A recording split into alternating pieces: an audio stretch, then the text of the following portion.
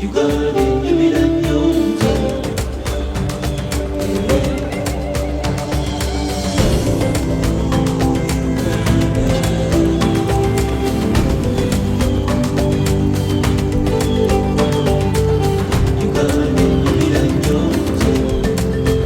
is 0.02% of the dry land of the world, and it's probably one of the top 10 biodiversity, rich countries in the world. Uganda has got 165 water bodies, and that makes it extremely very unique country. There's no country on the African continent that has much water, freshwater bodies than Uganda, and including a big portion of the world's largest tropical lake, Lake Victoria, hosts some of the most beautiful islands in the world. Those islands have been named by Lonely Planet as some of the top 10 most hidden treasures of the world. Uganda hosts about 11% of the world's species of birds.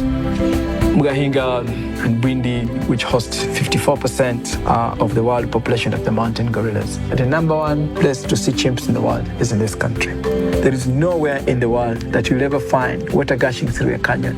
Mason Falls is the whole of the Nile, struggling to pass through 7 meters, falling 43 meters deep, cascading on an area of about 120 meters long. This is Uganda, and I am proud to call it my home.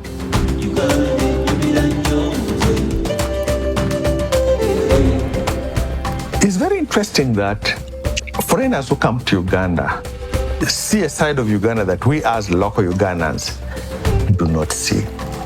Winston Churchill comes to Uganda and he says, this is the Pearl of Africa.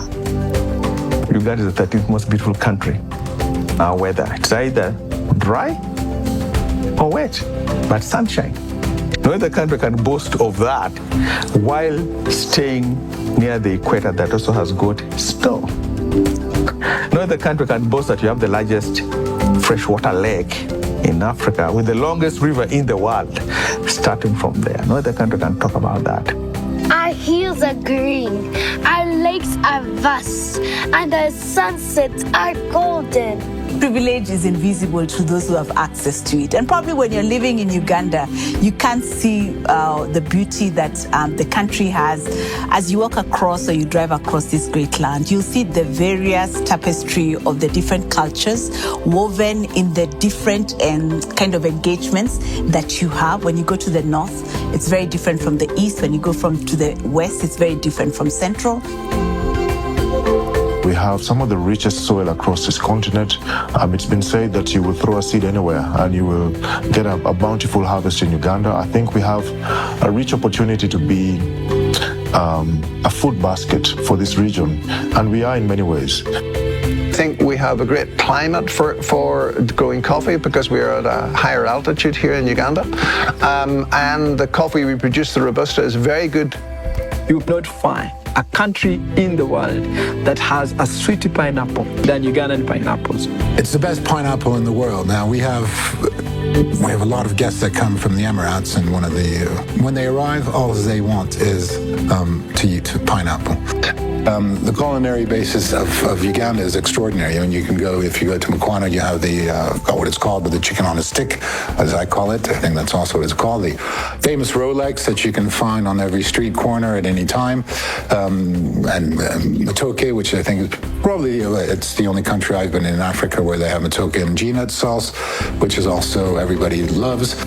We have the best food, the best music. We are the vibe. Uganda is a very interesting country, but what is even more interesting is its people. Very, very, very polite on the outside, but they are radically expressive on the inside, through music, through fashion. Ugandans they find a light moment in everything. There's a global rush to seek those unique experiences, and we have so many of those through our food, through our music, through our art, our performances, even visual art. Like for instance, you come to Uganda and you'll experience roast and rhyme. Imagine you come to Uganda for a festival like Nyege Nyege. Now those are experiences you don't find anywhere.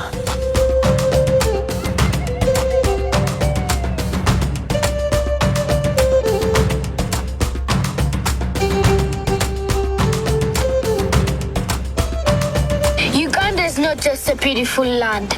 It is a land of opportunities, a place where ideas grow and businesses thrive. So Uganda it's a market-based economy, and it's been a vibrant economy with 70% of labor being less than 40 years old.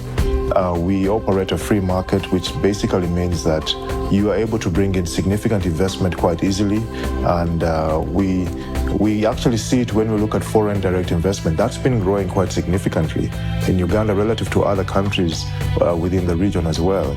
So it's easy to access your foreign currency. It's easy to convert that into local currency at a pure market rate without any restrictions or constraints. It's an open business climate. You can invest your foreign currency and you can take it out, so it's not a difficult environment. The Uganda Investment Authority, government and so on are keen to attract investment. Business climate is positive. The exchange rate between the Uganda shillings and the US dollar is a very good indicator of the state of the economy or the business environment. If you have that number over the last 5 years, the Uganda shilling actually held its value. It appreciated slightly against the dollar. Uganda has managed to keep a stable currency, a stable economy, great for investment. GDP growth has been averaging 6% over the last 2 years. With oil and gas coming up, it is forecasted to be above 10%, which will bring the GDP of Uganda to be above $60 billion very, very soon. We've done a lot of investment on infrastructure, whether it is electrification, whether it is on the road network. We are linked to many key market sources within the region, so whether it's South Sudan, whether it's the Eastern DRC. The airports have been done, so there's a bit of traffic that connects international with the rest of the world. As a country, Uganda, we are centrally located, strategically located. In aviation, when we look at how we come in and come out, we have a very good advantage. It's actually an opportunity for us to connect Africa. For cargo, it's the best place to take off and land in terms of weight, in terms of the altitude. Entebbe is the best place. So it gives us an opportunity to save in terms of fuel costs vis-a-vis the weight. It reduces the cost of the cargo per kilo. So we laid the foundations to help propel the nation basically forward into the next decade. We have seen government being very deliberate around creating policies and the right environment that enables us to be able to use technology to be a national catalyst for the development agenda that the government has. And I think this is what has enabled us to be able to drive massive progress. Today, when we look at where Uganda is many years on, we can speak about significant advancements in terms of driving digital and financial inclusion. We have investment in fiber across this continent as well, and across the country, just ensuring that businesses are able to leverage off the benefits of internet and technology to strengthen the opportunities for business into the future. Uganda is fast growing, smartphone adoption is high, costs of doing business are going down, everything has been digitized now. Registering a company is super easy now, paying taxes is easy, you can pay on your phone, you can pay in the bank.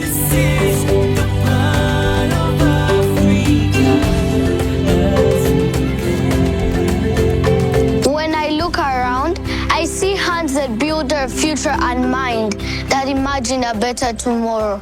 The country has every ingredient that it requires to become a regional powerhouse. When you look at the National Household Survey report of 2024, it's estimated that Uganda has about 15 million middle income earners. There's more disposable income, so they tend to spend more. The Uganda population is the second youngest in Africa. It's estimated that over 60% of the population is less than 35 years old. We are very lucky to have very tech-savvy, English-speaking young population. They have the energy, they have the creativity.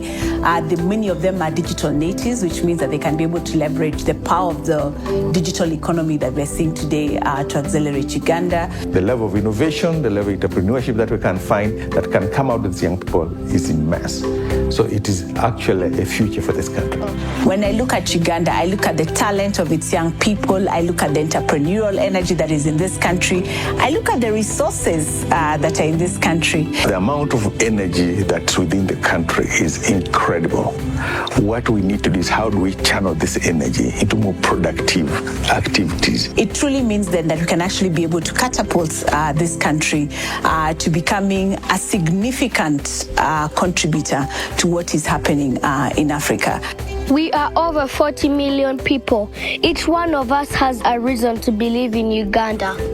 I want you to believe in Uganda just like we do. Believe in our people, our dreams, our opportunities, and our future. This is our home. This is Uganda.